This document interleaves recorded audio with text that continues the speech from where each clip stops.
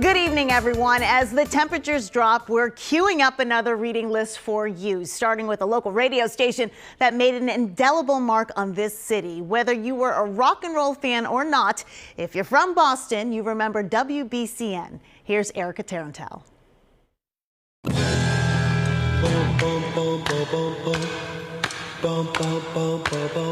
This is WBCN in Boston. 10:30 p.m. March 15th, 1968.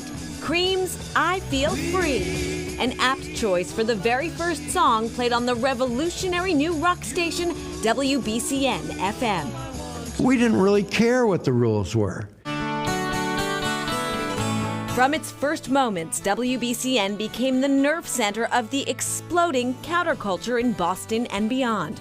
A free-form crossroads of progressive music, politics, and community. If you wanted to play records, great. If you wanted to bring somebody up and have a discussion, that's fine. You wanted to call, it really was very wide open. Bill Lichtenstein arrived at WBCN as a Newton high schooler to help with the phone lines. A short time later, he was behind the mic.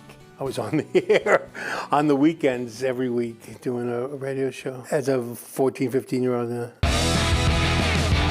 Lichtenstein's memories of the early BCN days inspired him to make a documentary, WBCN and the American Revolution. Now he's followed up with a book of the same title. We catch up with Lichtenstein at the Bieber Archives at the Norwood Space Center. David Bieber's vast treasure trove of pop cultural memorabilia, much of which made it into the film. Going through the film, I was faced with what most people, working on documentaries are faced with, which is the stuff that's so good, but you can't include it because there's not enough room. The new book makes room for a fuller telling of stories touched on in the film, like the time a young kid from Asbury Park showed up on Maxine Sartori's show. This is my very first time on radio, and I want to say hello to my mother who lives in California. It was just amazing, but was so great was the innocence of it. Yeah, we're doing it. Taking the overnight shift that very first day on the air, a scuffling musician and art student named Peter Wolf. So is the Wolf of Goof and Mama Tufa show making your knees freeze, your bladder splatter? If it's in you, it's got to come out, because that's what rock and roll is all about. We're going to have some party, have some fun until the rising sun. So that's what I did every night. But the way it all happened was really kind of improv. Indeed, Wolf had never done any radio when Ray Repin approached him. A straight-laced Harvard Law student, Repin was the unlikely visionary behind WBCN, as well as the Boston Tea Party concert venue and the Phoenix alternative newspaper. He was thinking of investing in it and wanted to know if I wanted to become a partner for $10,000. And I said, Ray, I don't even have $10, no less than $1,000. So he said, well, look, you got hundreds of records here and all these 45s. Why don't you,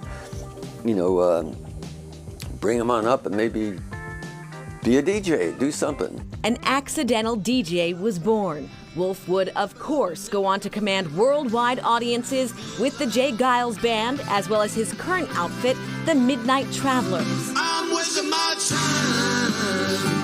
But Wolf can still be found crate digging at local used record stores like Stereo Jacks in Cambridge, his craving for old R&B and rare blues sides as sharp today as it was when he was doing the overnight shift at BCN, when touring musicians like Muddy Waters and Van Morrison would drop by to hang out and play records till dawn.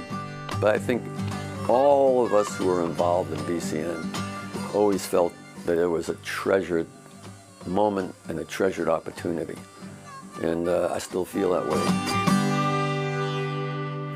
It may be hard to imagine now the key role WBCN played in the social upheaval of the 60s and 70s here in Boston. And Bill's book is about far more than music and radio. It's also about the rise of the women's movement and LGBTQ and diversity awareness. BCN was where these social, political, and cultural movements played out over the airwaves.